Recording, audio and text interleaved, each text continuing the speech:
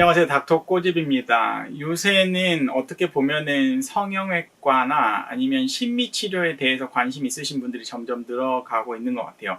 성형수술 같은 것도 그렇고 다 본인 만족이고, 앞니가 사람이 웃을 때 아니면 사람의 첫 인상에서 굉장히 좌지우지하는 게 굉장히 크다 보니까 이제 앞니 치료에 대한 관심이 엄청 높고, 그리고 치아가 너무 노란 경우도 심미적으로 별로 보기 안 좋기 때문에 이제 그런 부분을 개선하기 위해서 오시는 분들이 굉장히 많으세요. 근데 직업적인 특성상 뭐 방송을 해야 된다던가 아니면 유튜브 인플루언서나 아니면 인스타 이런 인플루언서 분들 같은 경우에는 보기에는 별로 안 좋은데, 아니면은 다른 사람들은 그냥 괜찮다고 생각하는데 내가 봤을 때는 조금 개선하고 싶은 분들이 있어요. 그러니까 뭔가 축이 틀어졌다던가 미세하게 좀 안 예쁜 경우, 이제 그런 경우를 좀 개선하고 싶어 하시는 분들이 있는데, 그런 미세한 경우를 제대로 하려면 치아를 삭제하지 않으면서 치아 교정적으로 하면은 제일 좋은데, 실은 치아 교정에 대한 부담감을 갖고 계신 분들도 굉장히 많이 있으시거든요. 그래서 이제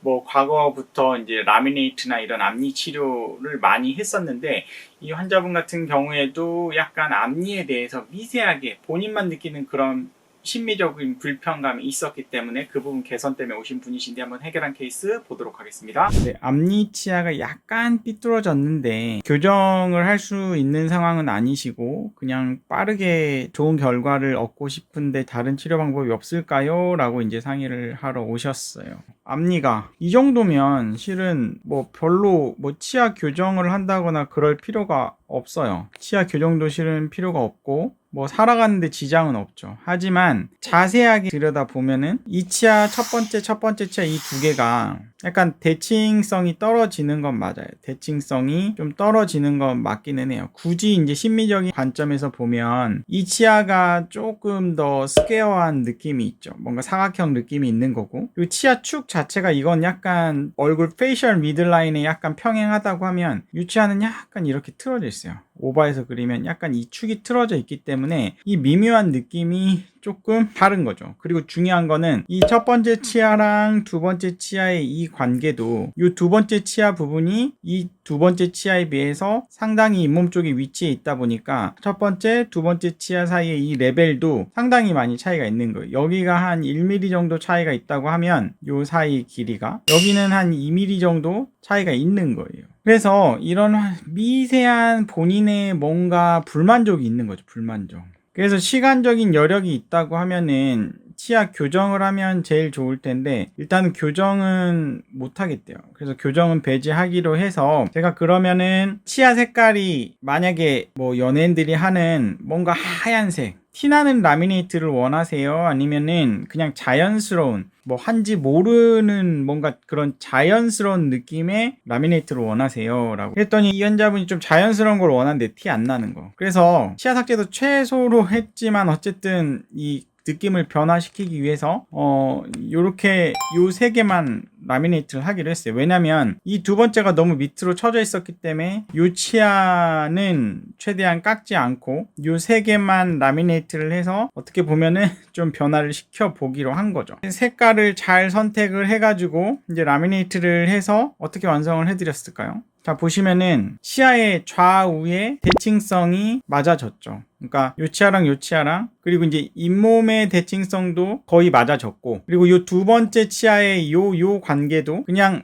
여기가 라미네이트가 지금 현재 아니잖아요. 그러니까 여기에 맞춰서 여기를 한 1mm 정도만 이렇게 만들어 준 거고, 색깔 같은 경우에는 그냥 본인의 치아 색에 맞게끔, 실은 어떤 분들 같은 경우에는 이 전치부 인사이저 쪽이 굉장히 투명도가 높은 분이 있는데, 그러면 이제 심미적으로 여기를 투명도로 부여를 할 수가 있는데 본인의 치아 자체도 그렇게 여기에 투명도가 그렇게 있는 편은 아니셨어요. 그래서 그냥 요 치아색, 치아를 깎지 않는 이 치아색에 맞춰서 나머지 치아색을 골라서 마무리를 해드린 케이스인데, 위에서 봤을 때도 이 라미네이트의 이 컨택 부분이 자연스럽게 형성이 된 거고, 이제 바깥에서 어느 방향에서 봤어도 그냥 자연스럽게 이게 본인 치아인지 라미네이트인지, 가장 원했던 거는 좀 티가 안 났으면 좋겠다. 티가 안 나면서 앞니에 이런 약간 미세하게 안 예쁜 걸 개선하고 싶다. 이거를 뭐 요즘 뭐 뿌띠 성형이라고 하죠. 뿌띠 성형. 그러니까 약간 뿌띠 치아 성형 느낌으로 해드린 케이스예요. 그래서 이제 환자분 너무 만족스러워 하셨고, 치료 전의 모습이 잘 생각이 안 나시죠? 치료 전에 이